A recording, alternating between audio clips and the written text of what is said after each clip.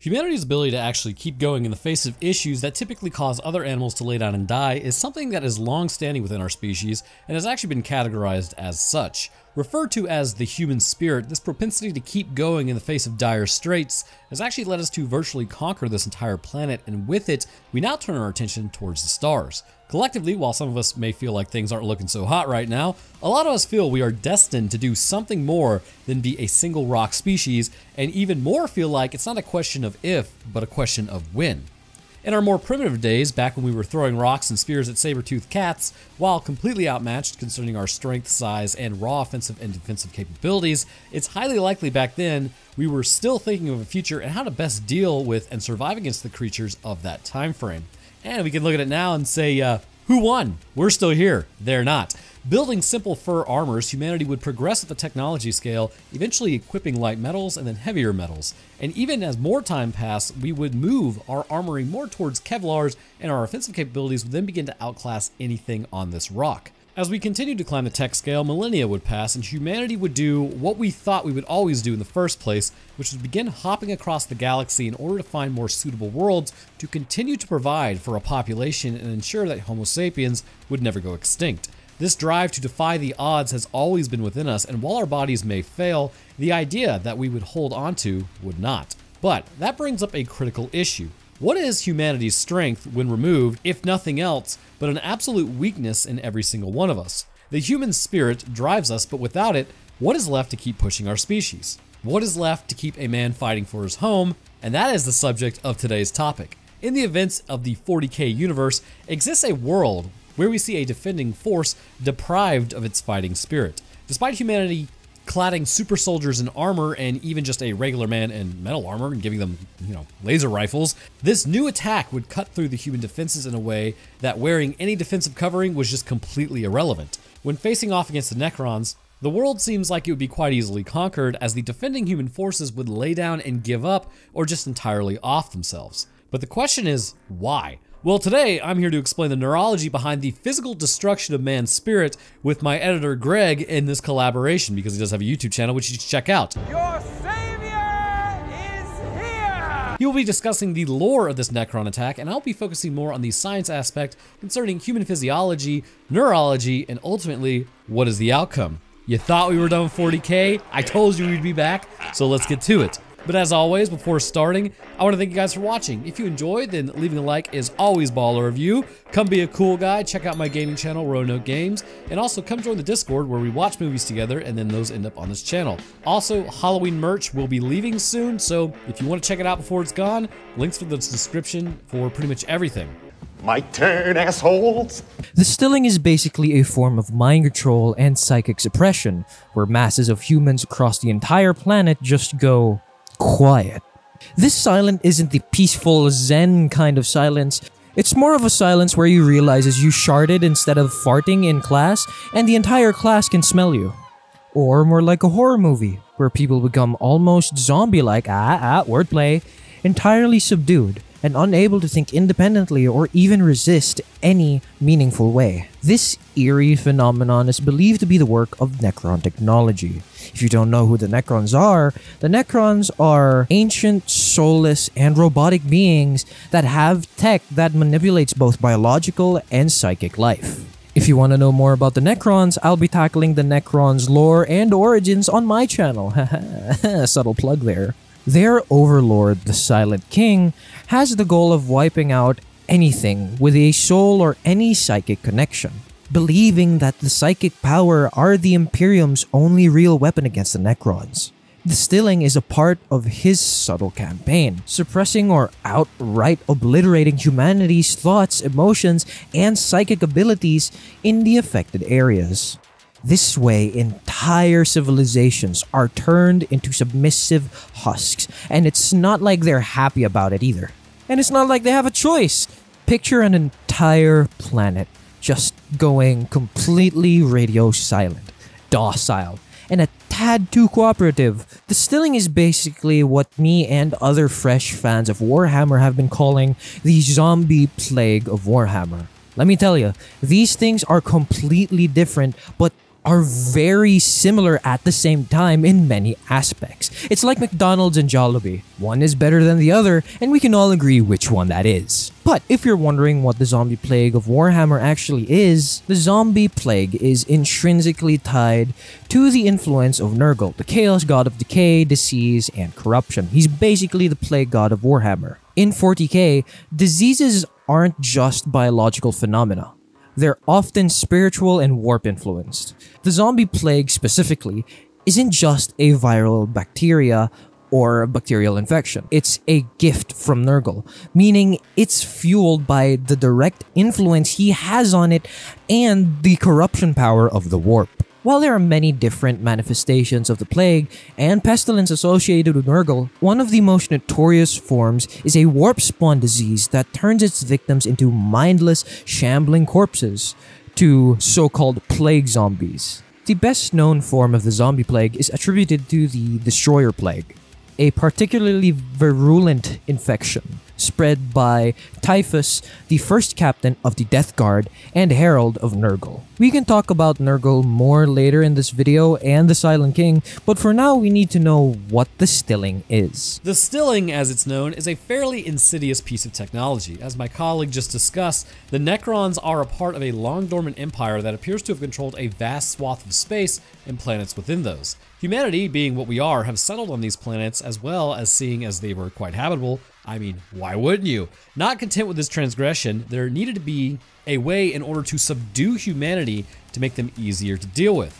Of course, it would also be known that if there is anything humanity can deal with, it's fighting. So, if nothing else, our history makes it very clear, whether it be with other animals or amongst ourselves, that we're not really afraid to just go toe-to-toe with most things. We have typically never steered away from a fight, more so when it comes to our own home. So what's a horrific Necron creature supposed to do? Remove the fighting spirit from humanity. The countermeasure appeared to come from nowhere. The Necrons were not fighting with what appeared to be physical countermeasures, but instead with a type of energy. While the Guardsmen had laser rifles at their disposal that were still effective against the Necrons, but this new derived energy from the Blackstone pylons seemed to have no effect when used on other Necrons, but anything that was biological would be struck with a horrific weight that the individual could just not seem to shake, no matter how determined they were prior.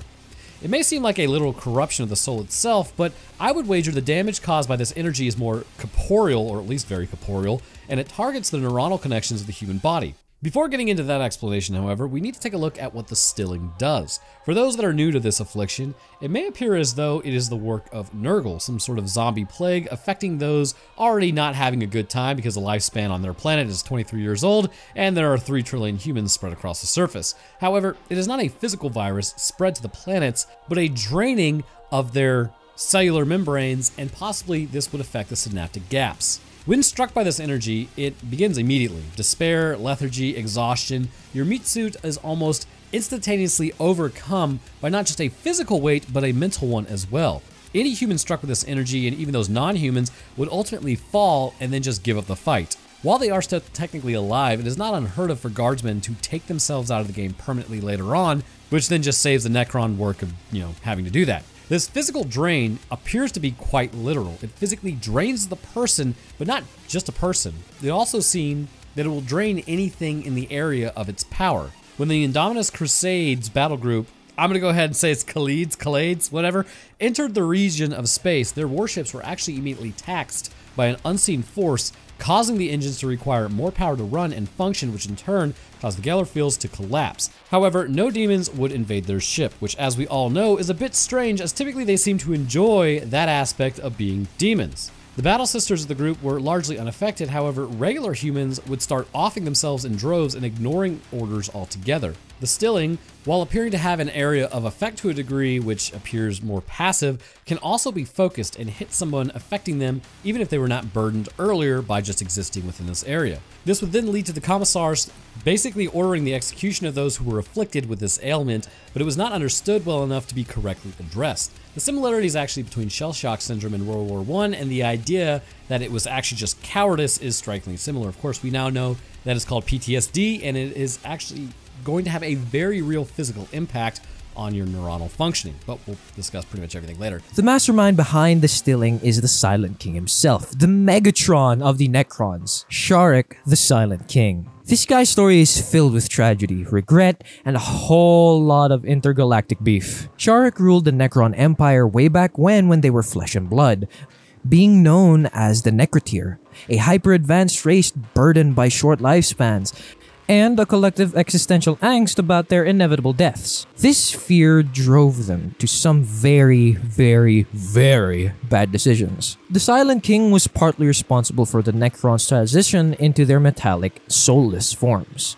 A transformation that came with a nasty side effect: a complete loss of their individuality and the ability to die a natural death. Sure, you basically achieved immortality, but god damn, that is depressing. Again, they're essentially robots that are immortal, locked into eternal servitude.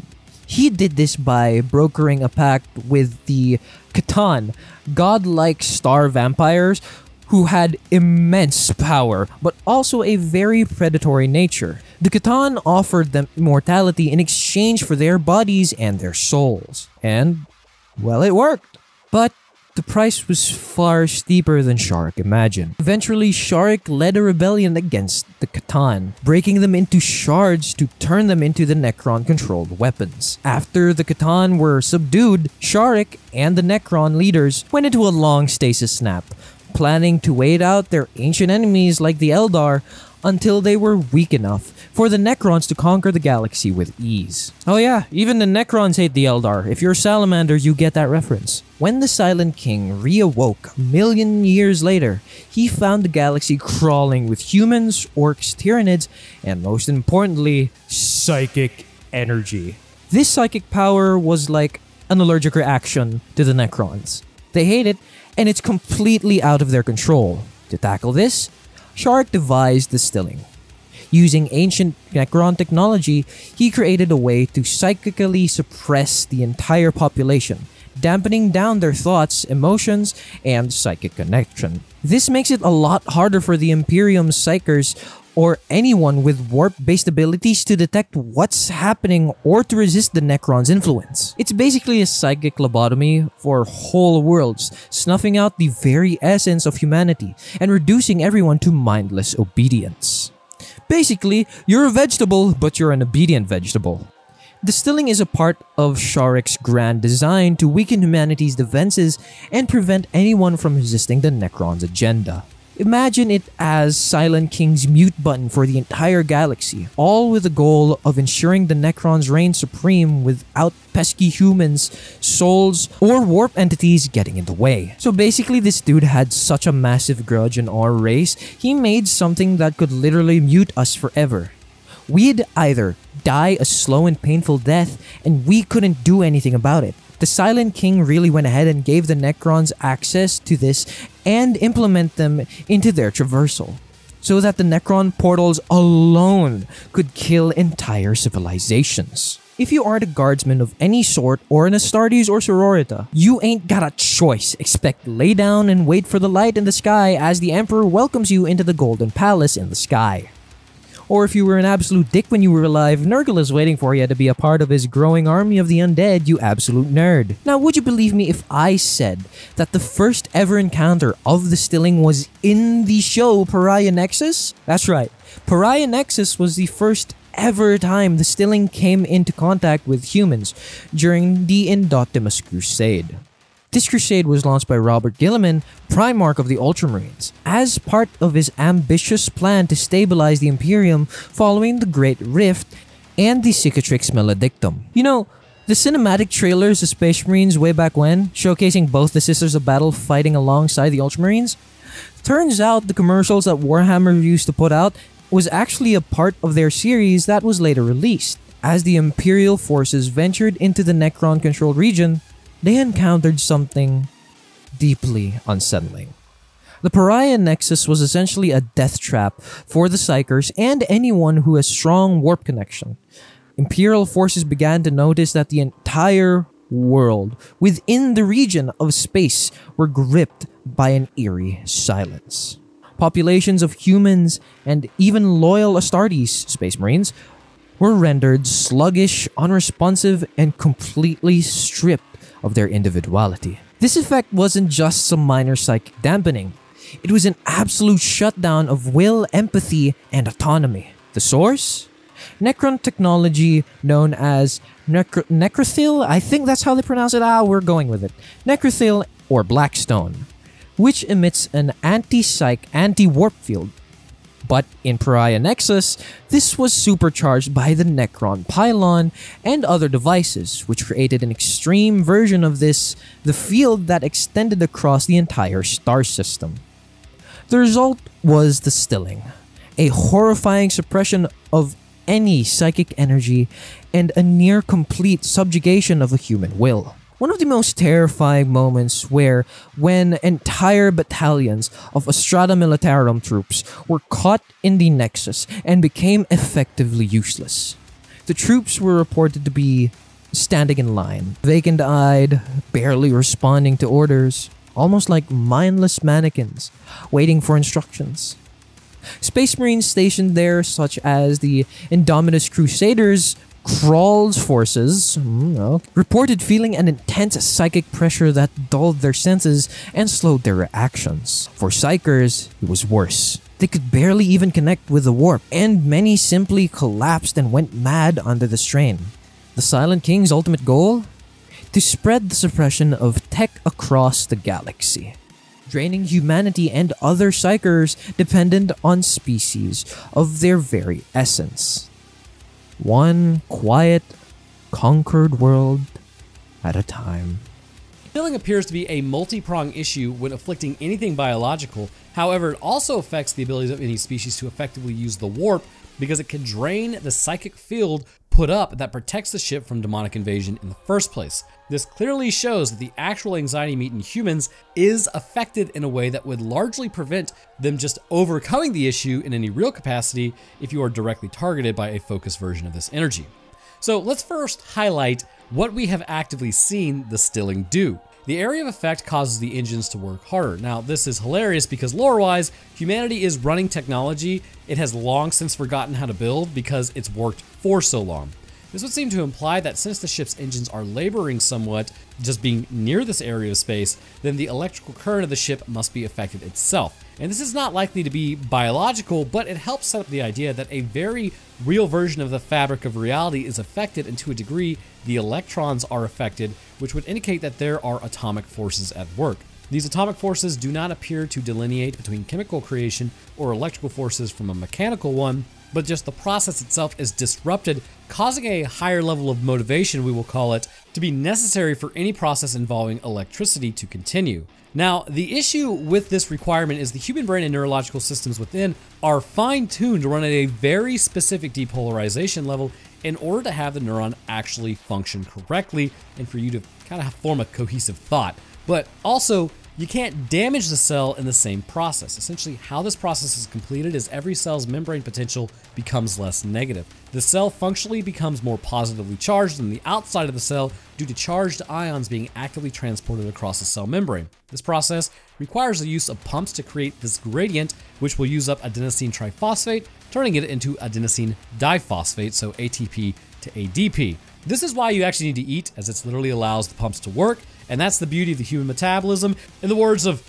Ryan Gosling, your brain needs carbs to function. It does. You can do keto for a while, your body will create the carbs that it needs, but you should also eat carbs occasionally, otherwise you could damage your brain. It's not really damage, you're basically starving your brain. So as these pumps function, the gradient will become stronger and stronger as these voltage-gated ion channels are open. This is known as the depolarization events once the threshold potential is reached, and this continues on the electrical signal as it's fired down the axon, reaching the synaptic gap. This gap will release neurochemicals, which in turn will move to the receptors of the connecting dendrites to the next neuron, continuing the signal down the line. This process is very precise, and if anything is even slightly off, this can have cascading consequences for the functionality of your body. One such way this can affect you, like let's say your brain is in a depressed state, this can literally happen from just being low on certain chemicals or a type of nutrient. If this is the case, a depressed brain can affect your very perception of reality and how you think. And this can lead to lack of energy, thoughts of taking yourself out, sadness, agitation, many different undesirable outcomes. The very nature of this functioning of our brains indicates a need for this process to continue in a very methodical and calculated way. In the events of any unforeseen barriers arising, it's going to have profound consequences, and with it, I believe the stilling is actively being caused by your own brain having problems. So how does the stilling actually affect the human body? This is quite an insidious form of energy, as it not only depresses the brain, but also affects the muscular contractions themselves. Our body works by using motor neurons, with information sent out from the motor cortex of the brain, coordinated by the cerebellum, which also, remember, the cerebellum is, just remember bell, sort of like dumbbell, which sends the signal to the muscle to contract. This contraction hinges on this stable, predictable communication, which in turn can affect other areas of the body, such as basically proprioception, which is where you know where your body is at all times, and that's more based on sensory nerves. So, when any human is hit, whether it be an Astartes, Battle Sister, Guardsman, Psyker, whatever, this energy, seeing as it affects reality itself, phases through any armoring that the person has. Upon striking the body, a dampening effect on all neurological activity is actively noted. This has several impacts on basically the person even moving. First, depression in the brain leads to several consequences. As the electrical signals themselves are disrupted, causing the body to have to use more energy to try to fire the same neuron, this could never have been prepared for.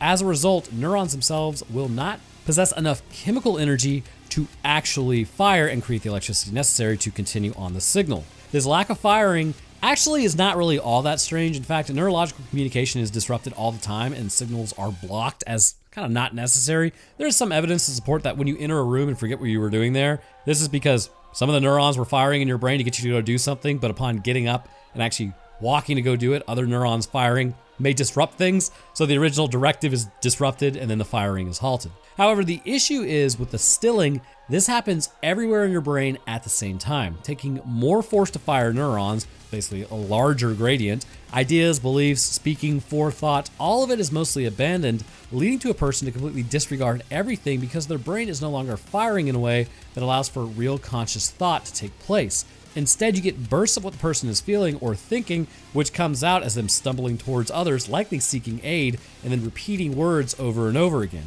They are actively seeking help, but it's possible they are not even aware that they are doing it in the first place. To the outside, unafflicted, this would appear as heresy. They are abandoning their posts. You need to put a laser or bolt round through them, but the reality is what we are seeing are the effects of a disrupted neurological functioning in the brain. And there are also going to be other consequences. Not only is the brain depressed by forced electrical burden, I guess you could call it, but all neurons seem afflicted by the same issue, which again disrupts everything. This would lead to also an issue of muscle cells not being able to actually contract when struck with this energy, and this is why everyone immediately seems to fall. It no longer is a question of a person just feels up to it. It's like, nah, I don't really feel like it. They physically cannot move in the first place. This process does appear to linger for some time, given a Necron time to actually take the human back to where they get dragged off to, because at the beginning of Nexus Pariah, if you notice, people are trying to move, and they can move, but it's only later on. But it also seems that there is a lingering effect placed on the human meat suit in general. After being hit, much like Danica dropping at the end, this is not really the end, but a person may be somewhat corrupted. As the effects of the focused energy wear off, it appears that there is some damage left over to the neurons. Perhaps in the subduing of the neurons, some of the neurons actually die, leaving the person in a permanent state of dysfunction, and this would result in brain damage or communication damage to the rest of the body. This seems to be supported by the idea that the person can get back up and may be attempting to return towards something familiar, like familiar looking faces or allies, but they are now shambling and their intentions are misunderstood.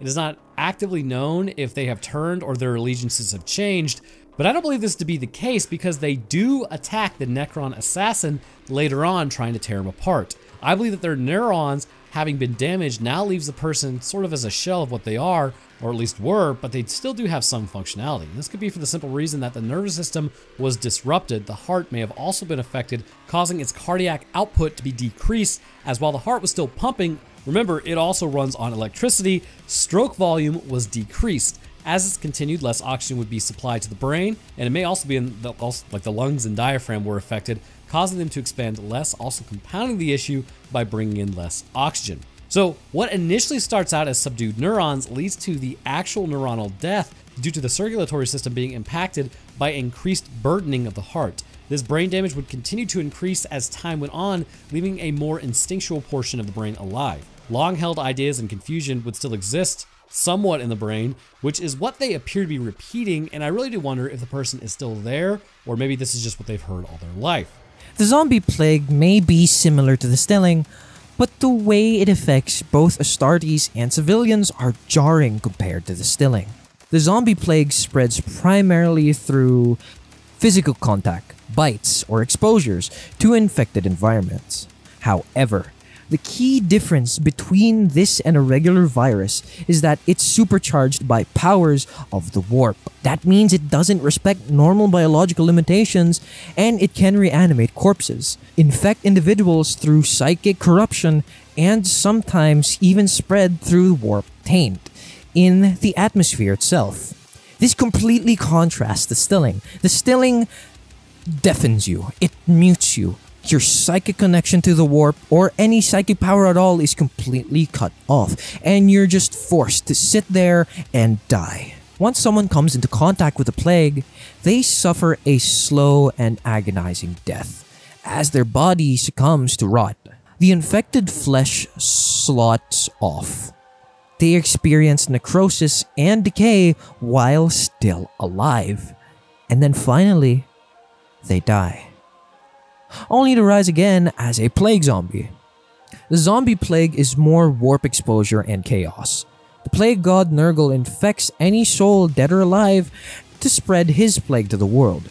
Comparing this to the stilling, the end goals are somewhat similar in a way, to me at least. Nurgle wants to spread his plague throughout the galaxy for total control of every living thing, and the Silent King wants to wipe every living thing off of the face of the galaxy. The stilling compared to the zombie plague is much more, how do I say this, fresh compared to the zombie plague. The zombie plague was established way earlier than the stilling. Hence the misconception you fans have been having since the release of the show. As stated, Pariah Nexus is literally the first appearance of the stilling. It's why Sakan and Danica had no idea what it was. The stilling and the zombie plague are fairly similar in terms on how it affects the human body, but are completely different in outcomes and end goals. If you ask me, I still think that it would be cool if the stilling was actually a branch of the zombie plague that the Silent King was experimenting with to weaponize to the Necrons invasion. But hey, that's just a theory. Again, yeah, no, still not gonna use that. So now the question on everyone's mind, at least I would assume it to be, can the human body actually overcome this? Well, I believe it may be a possibility, but it's dependent upon timing and intervention, as the most issues appear to stem from oxygen supply. If a person is struck with this energy, essentially, it's clear the nervous system is the main target due to the propensity for the stilling to disrupt electrical signals. This blanket effect appears to affect those sensitive neurologically, again, such as psychers, with a regular person actually having a form of resistance due to just their brains standardly operating. While those taking a direct hit with decreased stroke volume and oxygen deprivation, applying pressure to the heart and continuing to help it to beat would, in theory, continue to move blood around the body at an adequate rate. Supplying oxygen or forcing air into the lungs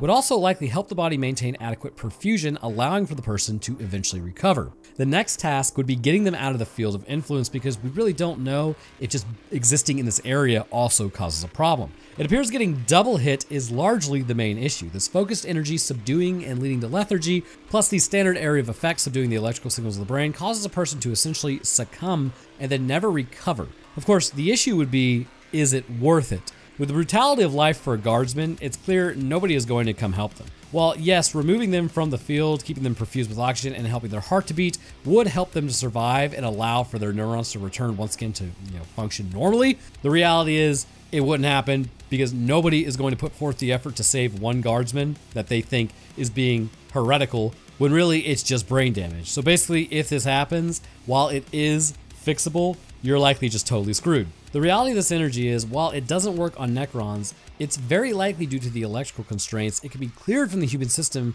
as well, and given the Imperium would actually like to keep some of its soldiers alive, it might be worth getting people out of there. However, because of the disruption and just the status quo for a regular human being at this point in history, or the future, this neurological disruption will spell their undoing. Oxygen deprivation and brain damage will mount that once they are finally able to get back up, or they've regained enough of their neurons back to move, it'll likely be too late to truly help them. But anyhow, make sure to go check out Greg's channel, and I want to thank you guys for watching. If you enjoy, then leave a like. It's always appreciated. It gets the video out there. And subscribing lets you know occasionally when I post. I'll drop my Twitter, Discord, Roanoke Games, and Roanoke Tales channel link, as well as Patreon. But speaking of patrons, I'll thank mine real quick. First, huge thank you to our astrophysicist, Death Dancer, and Feather. Thank you guys. Next, I'd like to thank our scientists, Eris, Dakota23, Invictus Echo, Lucian Dragon, Metric System, Official Texan, and Virix Hellstrom. Thank you guys as well. And to the rest of my patrons, I do appreciate y'all supporting the channel, keeps things running smoothly, and thank you. So, alright, that's gonna do it for me. I hope everyone enjoyed, and we'll see y'all in the next one.